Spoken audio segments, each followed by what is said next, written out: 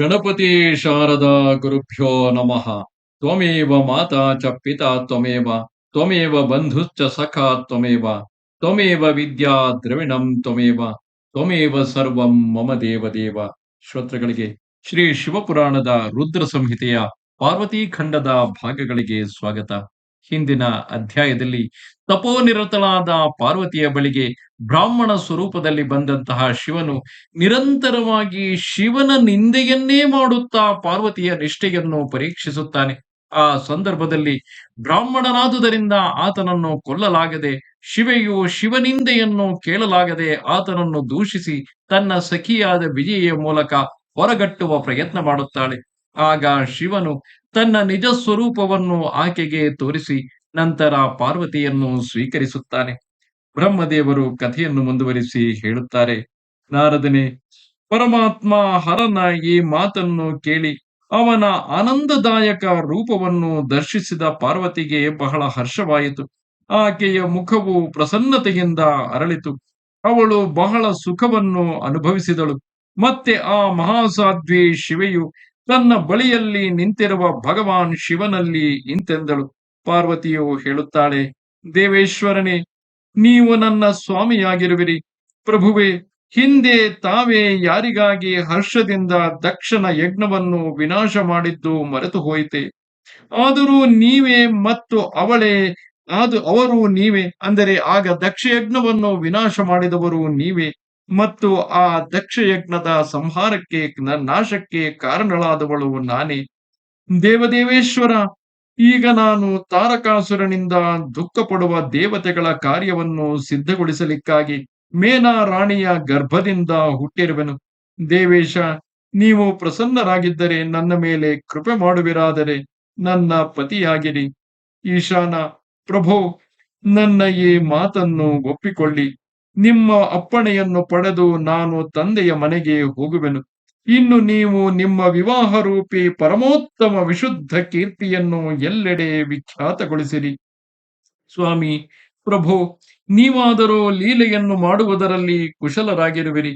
ಆದ್ದರಿಂದ ನನ್ನ ತಂದೆ ಹಿಮವಂತನ ಬಳಿಗೆ ಯಾಚಕರಾಗಿ ಹೋಗಿ ನನ್ನನ್ನು ಯಾಚಿಸಿರಿ. ಲೋಕದಲ್ಲಿ ನನ್ನ ತಂದೆಯ ಕೀರ್ತಿಯನ್ನು ಹರಡುವುದಕ್ಕಾಗಿ ನೀವು ಹೀಗೆ ಮಾಡಿರಿ. ಈ ವಿಧದಲ್ಲಿ ನೀವು ನನ್ನ ಗೃಹಸ್ಥಾಶ್ರಮವನ್ನು ಸಫಲಗೊಳಿಸಿರಿ. ನೀವು ಸಂತೋಷದಿಂದ ಋಷಿಗಳ ಮೂಲಕ ನನ್ನ ತಂದೆಗೆ ಎಲ್ಲವನ್ನೂ ತಿಳಿಸಿದಾಗ ನನ್ನ ತಂದೆಯು ಬಂಧು ಬಾಂಧವರೊಂದಿಗೆ ತಮ್ಮ ಆಜ್ಞೆಯನ್ನು ಪಾಲಿಸುವನು. ಇದರಲ್ಲಿ ಸಂದೇಹವೇ ಇಲ್ಲ. ನಾನು ಮೊದಲು ದಕ್ಷ ಪ್ರಜಾಪತಿಯ ಕನ್ಯೆಯಾಗಿದ್ದಾಗ ನನ್ನ ತಂದೆಯು ನಿಮಗೆ ನನ್ನ ಕೈಯನ್ನು ಒಪ್ಪಿಸುವಾಗ ತಾವು ಶಾಸ್ತ್ರೋಕ್ತ ವಿಧಿಯಿಂದ ವಿವಾಹ ಕಾರ್ಯವನ್ನು ಪೂರ್ಣಗೊಳಿಸಲಿಲ್ಲ. ನನ್ನ ತಂದೆಯು ಗ್ರಹಗಳನ್ನು ಪೂಜಿಸಿರಲಿಲ್ಲ. ಆದ್ದರಿಂದ ಆ ವಿವಾಹದಲ್ಲಿ ಗ್ರಹ ಪೂಜೆಯ ದೊಡ್ಡ ಕೊರತೆ ಉಳಿದು ಬಿಟ್ಟಿತ್ತು. ಅದಕ್ಕಾಗಿ ಪ್ರಭು ಮಹಾದೇವ, ಈ ಸಲ ದೇವತೆಗಳ ಕಾರ್ಯಸಿದ್ಧಿಗಾಗಿ ತಾವು ಶಾಸ್ತ್ರೋಕ್ತ ವಿಧಿಯಿಂದ ವಿವಾಹ ಕಾರ್ಯವನ್ನು ನೆರವೇರಿಸಿರಿ. ವಿವಾಹದ ವಿಧಿಯನ್ನು ನೀವು ಅವಶ್ಯವಾಗಿ ಪಾಲಿಸಬೇಕು. ನನ್ನ ಮಗಳು ಶುಭಕಾರಕ ತಪಸ್ಸನ್ನು ಮಾಡಿರುವಳು ಎಂಬುದು ನನ್ನ ತಂದೆ ಹಿಮವಂತನಿಗೆ ಚೆನ್ನಾಗಿ ತಿಳಿಯಬೇಕು. ಪಾರ್ವತಿಯ ಇಂತಹ ಮಾತನ್ನು ಕೇಳಿ ಭಗವಾನ್ ಸದಾಶಿವನು ಬಹಳ ಪ್ರಸನ್ನನಾಗಿ ನಗುತ್ತಾ ಪ್ರೇಮಪೂರ್ವಕವಾಗಿ ಹೀಗೆ ನುಡಿದನು. ಶಿವನು ಹೇಳುತ್ತಾನೆ, ದೇವಿ ಮಹೇಶ್ವರಿ, ನನ್ನ ಉಚಿತವಾದ ಮಂಗಲಕಾರಕ ನಿರ್ದೋಷವಾದ ಉತ್ತಮ ಮಾತನ್ನು ಕೇಳು. ಇದನ್ನು ಕೇಳಿ ಹಾಗೆಯೇ ಮಾಡು. ವರಾನನೆ, ಬ್ರಹ್ಮಾದಿ ಸಮಸ್ತ ಪ್ರಾಣಿಗಳು ಅನಿತ್ಯರಾಗಿದ್ದಾರೆ. ಭಾಮಿನಿ, ಕಂಡುಬರುವ ಎಲ್ಲವೂ ನಶ್ವರವೆಂದು ತಿಳಿ. ನಿರ್ಗುಣ ಪರಮಾತ್ಮನಾದ ನಾನೇ ಗುಣಗಳಿಂದ ಕೂಡಿ ಒಂದರಿಂದ ಅನೇಕನಾಗಿರುವೆನು. ತನ್ನ ಪ್ರಕಾಶದಿಂದಲೇ ಪ್ರಕಾಶಿತನಾಗುವ ಪರಮಾತ್ಮನಾದ ನಾನು ಬೇರೆಯವನ ಪ್ರಕಾಶದಿಂದ ಪ್ರಕಾಶಿತನಾಗುವಂತೆ ಆಗಿರುವೆನು. ದೇವಿ, ನಾನು ಸ್ವತಂತ್ರನಾಗಿದ್ದೇನೆ. ಆದರೆ ನೀನು ನನ್ನನ್ನು ಈಗ ಪರತಂತ್ರನನ್ನಾಗಿಸಿದೆ. ಸಮಸ್ತ ಕರ್ಮಗಳನ್ನು ಮಾಡುವ ಪ್ರಕೃತಿ ಹಾಗೂ ಮಹಾಮಾಯೆಯು ನೀನೇ ಆಗಿರುವೆ. ಈ ಸಂಪೂರ್ಣ ಜಗತ್ತು ಮಾಯಾಮಯವಾಗಿಯೇ ರಚಿತಗೊಂಡಿದೆ. ಸರ್ವಾತ್ಮ ಪರಮಾತ್ಮನಾದ ನಾನು ಉತ್ತಮ ಬುದ್ಧಿಯಿಂದ ಇದನ್ನು ಕೇವಲ ಧರಿಸಿಕೊಂಡಿರುವೆನು. ಸರ್ವತ್ರ ಪರಮಾತ್ಮ ಭಾವವುಳ್ಳ ಸರ್ವಾತ್ಮ ಪುಣ್ಯವಂತರು ಇದನ್ನು ತನ್ನೊಳಗೆ ಇಟ್ಟುಕೊಂಡಿರುವರು. ಹಾಗೂ ಇದು 3 ಗುಣಗಳಿಂದಲೂ ಅವೇಷ್ಟಿತವಾಗಿರುವುದು. ದೇವಿ, ವರವರ್ಣಿನಿ, ಯಾವ ಗ್ರಹ ಮುಖ್ಯವಾಗಿದೆ, ಯಾವ ಋತು ಸಮೂಹವಾಗಿದೆ, ಅಥವಾ ಬೇರೆ ಬೇರೆ ಉಪಗ್ರಹರು ಯಾರು? ಈಗ ನೀನು ಶಿವನ ಕುರಿತು ಏನು ಹೇಳಿದೆ? ಯಾವ ಕರ್ತವ್ಯವನ್ನು ವಿಧಿಸಿರುವೆ? ಗುಣ ಮತ್ತು ಕಾರ್ಯಗಳ ಭೇದದಿಂದ ನಾವಿಬ್ಬರು ಈ ಜಗತ್ತಿನಲ್ಲಿ ಭಕ್ತ ವತ್ಸಲತೆಯಿಂದ ಭಕ್ತರಿಗೆ ಸುಖ ಕೊಡುವ ಕಾರಣದಿಂದ ಅವತರಿಸಿರುವೆವು.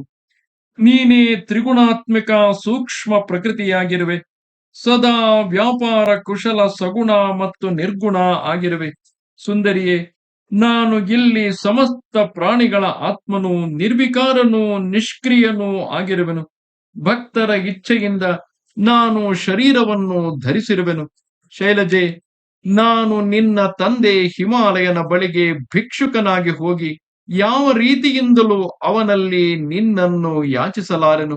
ಗಿರಿರಾಜನಂದಿನಿಯೇ, ಮಹಾನ್ ಗುಣಗಳಿಂದ ಕೂಡಿದ ಗೌರವಶಾಲಿಯಾದ ಮಹಾತ್ಮನು ಕೂಡ ತನ್ನ ಬಾಯಿಯಿಂದ ದೇಹಿ ಅಂದರೆ ಕೊಡು ಎಂದು ಕೇಳಿದಾಕ್ಷಣ ಲಘುವಾಗಿ ಹೋಗುತ್ತಾನೆ.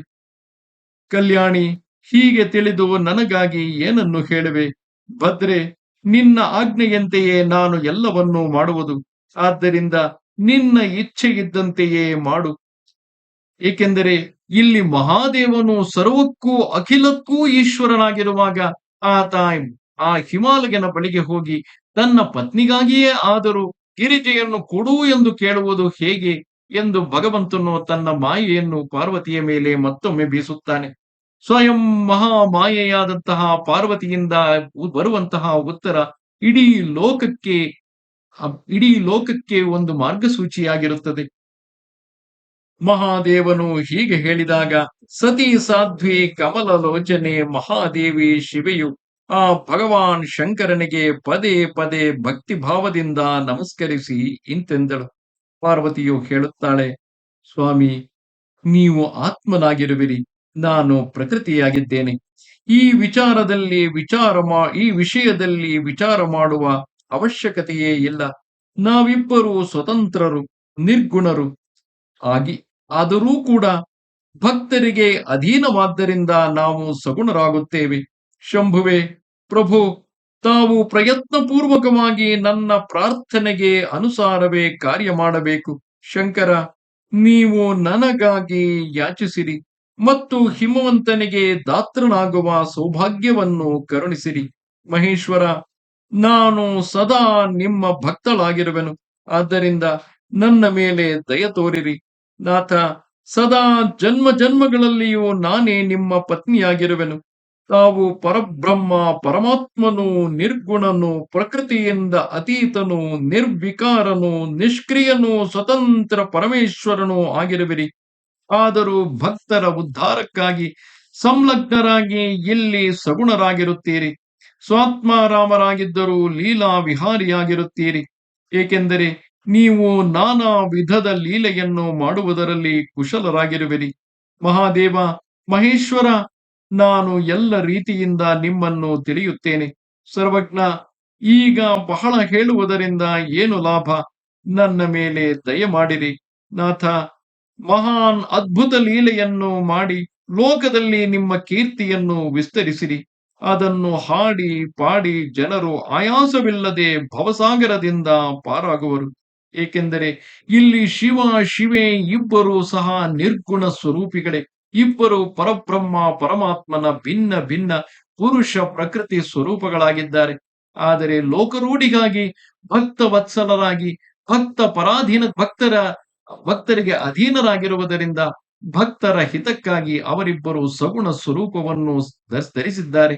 ಅಂತಹ ಸಂದರ್ಭದಲ್ಲಿ ಲೋಕರೂಢಿಗೆ ಅನುಸಾರವಾಗಿ ಶಿವನು ತನ್ನ ಮಾವನಾಗಲಿರುವಂತಹ ಹಿಮವಂತನ ಬಳಿಗೆ ಹೋಗಿ ಆತನ ಪುತ್ರಿಯಾದ ಶೈಲಜೆಯನ್ನು ಯಾಚಿಸುವುದು ಸಹಜವೇ ಆಗಿದೆ.